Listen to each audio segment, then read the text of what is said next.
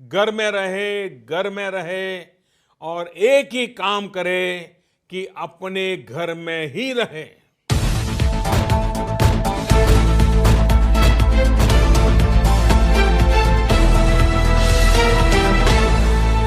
दोस्तों स्वागत करते हैं बिंदास खबरें में, जहां हम आपको बताते हैं देश दुनिया की ताजा बड़ी खबरें। दोस्तों जहां देश में कोरोना की दूसरी लहर ने कहर मचा रखा है, वहीं इसको देखते हुए कुछ राज्यों ने तो लॉकडाउन लगा दिया है और कुछ राज्यों में कर्फ्यू और कहीं पर तो धारा 144 लगा दिया गया है। इसको लेकर कल प्रधानमंत्री नरेंद्र मोदी जी ने भी कुछ बड़े ऐलान और बड़ी घोषणाएं की हैं। इसलिए आप सभी से हाथ जोड़कर निवेदन है कि इस वीडियो को पूरा और अंत तक जरूर देखें। तो आइए आपको बताते हैं देश दुनिया की बड़ी खबरें सिर्फ 10 मिनट में।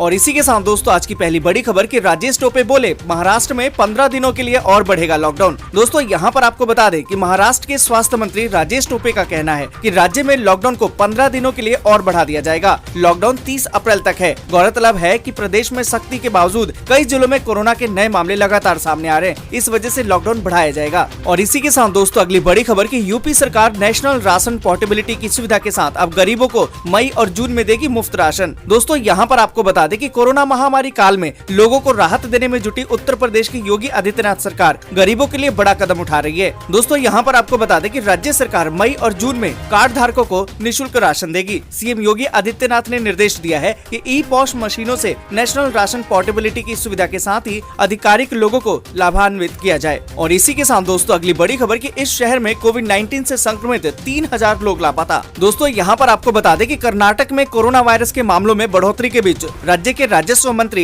ए अशोक ने दावा किया है कि कई संक्रमित लोगों ने अपने मोबाइल नंबर बंद कर लिए हैं और उनमें से करीबन 3000 लोग बेंगलुरु से लापता हैं। मंत्री ने संवाददाताओं से कहा है कि पुलिस से ऐसे लोगों का पता लगाने को कहा गया है। अशोक ने कहा कि हम लोगों को निःशुल्क दवाइयां दे रहे हैं जिससे कि 90% तक मामले नियंत्रित किए जा सकते हैं, लेकिन उन्होंने अपने मोबाइल फोन ही बंद कर दिए हैं। और इसी के साथ दोस्तों अगली बड़ी खबर कि विश्वविद्यालय और कॉलेजों की आगामी सभी परीक्षाओं और प्रवेश प्रक्रिया को आगे बढ़ाने की तैयारी यूजीसी जारी करेगा गाइडलाइन। दोस्तों यहाँ पर आपको बता दें कि देश में कोरोना की दूसरी लहर को देखते हुए विश्वविद्यालय और कॉलेजों की आगामी सभी प्रस्तावित परीक्षाओं और प्रवेश प्रक्रिया को आगे बढ़ाने की तैयारी हो रही है। जल्द ही इसके लिए यूजीसी गाइडलाइन जारी करेगा। इसके साथ ही पाठ्यक्रम में भी कटौती की जा सकती है। इसके अलावा देश के विश्वविद्यालयों के छात्रों और शिक्षकों के काफी संख्या में कोरोना से पीड़ित होने की खबरें भी आ रही है। इससे पहले कई राज्यों की परीक्षाएं रद्द कर दी गयी है या फिर निलंबित ही कर दी गयी है। इसमें यूपी, मध्य प्रदेश, छत्तीसगढ़, महाराष्ट्र जैसे राज्य शामिल है। और इसी के साथ दोस्तों जरूरी खबर की एसबीआई ने ग्राहकों को किया है अलर्ट। बिना सोचे समझे किसी भी क्यूआर कोड को ना करे स्कैन, इससे खाली हो सकता है आपका बैंक अकाउंट। दोस्तों यहाँ पर आपको बता दें कि देश के सबसे बड़े bank state bank of India यानी कि एसबीआई ने अपने ग्राहकों को ऑनलाइन फ्रॉड को लेकर आगाह किया है। बैंक ने ग्राहकों से कहा है कि अगर आपको किसी भी दूसरी ओर से क्यूआर कोड मिलता है तो आप उसको गलती से भी स्कैन न करें। अगर आप ऐसा करते हैं तो आपके अकाउंट से पैसा गायब हो सकता है। तो दोस्तों आप भी सतर्क रहें और सुरक्षित रहें। और इसी के साथ दोस्तों अगली बड़ी खबर कि चंडीगढ़ में नाइट कर्फ्यू का समय बदला, अब शाम को 5 बजे से ही सब कुछ लॉक। दोस्तों यहाँ पर आपको बता दें कि चंडीगढ़ में कोरोना के बिगड़ते हालात के बीच प्रशासन ने पंजाब की तर्ज पर शहरों में सख्ती और बढ़ा दी है। यूटी प्रशासक के मुताबिक अब रोज शाम 6 बजे से अगले दिन सुबह 5 बजे तक कर्फ्यू रहेगा। पहले कर्फ्यू का समय रात 10 बजे से सुबह 5 बजे तक था। अब चंडीगढ़ की सभी दुकानें, मॉल, मल्टीप्लेक्स और बाजार को 5 बजे ही बंद करने के आदेश जारी कर दिए गए हैं। आपको बता दें कि होम डिलीवरी की अनुमति रात 9 बजे तक रहेगी। और दोस्तों आगे बढ़े उससे पहले एक छोटी सी रिक्वेस्ट है, इस वीडियो को लाइक और दोस्तों के साथ शेयर जरूर करें। अगर अभी तक अपने चैनल को सब्सक्राइब नहीं किया है तो सब्सक्राइब जरूर से कर लें। और इसी के साथ दोस्तों अगली बड़ी खबर कि महाराष्ट्र में रुका वैक्सीनेशन। केंद्र ने कहा कि राज्यों और केंद्र शासित प्रदेशों के पास 1 करोड़ से ज्यादा टीके। दोस्तों यहाँ पर आपको बता दें कि महाराष्ट्र में कोरोना वैक्सीन की कमी का हवाला देते हुए टीकाकरण रोक दिया गया है। राज्य सरकार का दावा है कि उनके पास वैक्सीन नहीं है,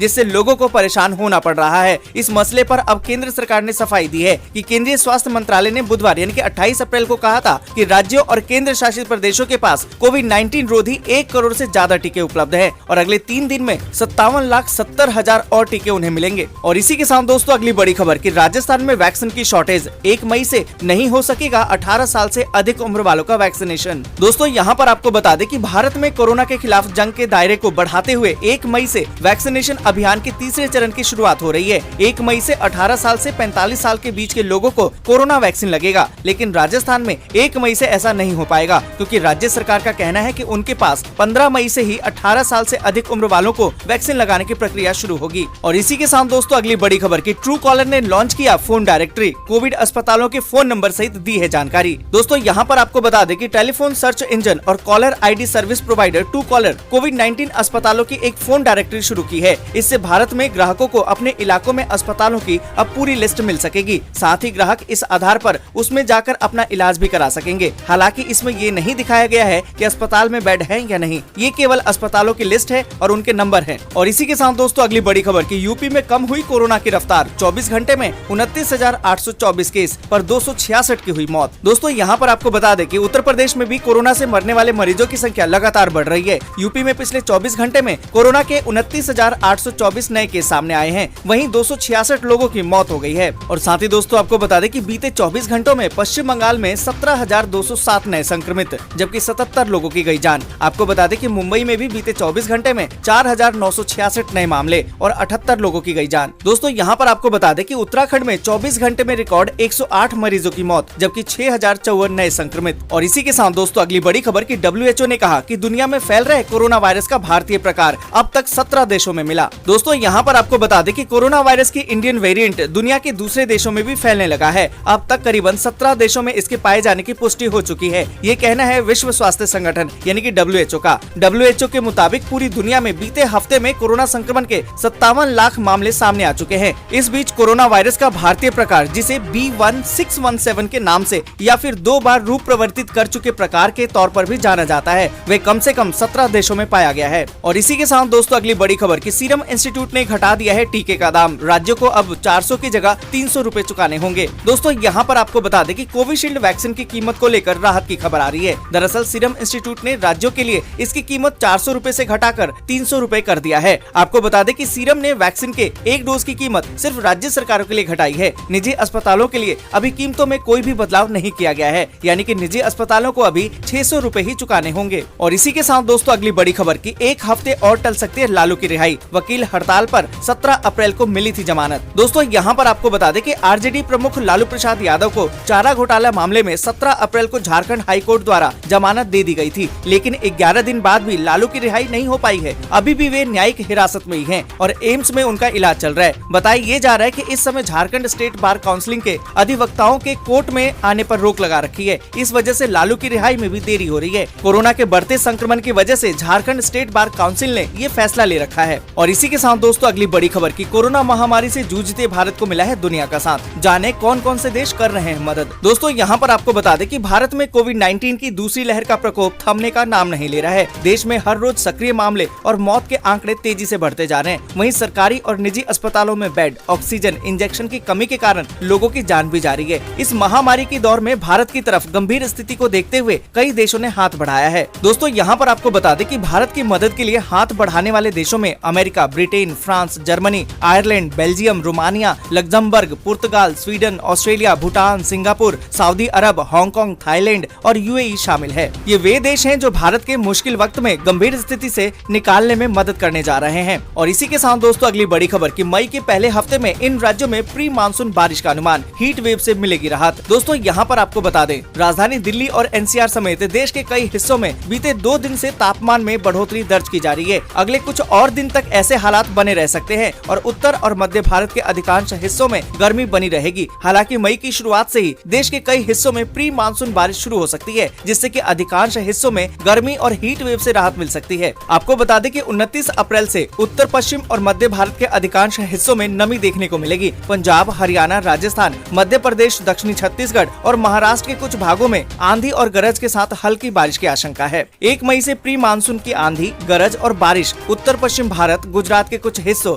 मध्य प्रदेश, तेलंगाना, छत्तीसगढ़, उड़ीसा, गंगे पश्चिम बंगाल, झारखंड, बिहार, पूर्वोत्तर राज्यों के कुछ हिस्से और दक्षिणी प्रायद्वीप में बढ़ने की उम्मीद है। आगामी 6 और 7 मई तक बारिश और गरज के साथ बौछारें जारी रह सकती है। दोस्तों आज के लिए बस यहीं तक। वीडियो आपको अच्छी लगी हो तो लाइक और शेयर जरूर कीजिए। अगर अभी तक आपने चैनल को सब्सक्राइब नहीं किया है तो सब्सक्राइब जरूर से कर लें।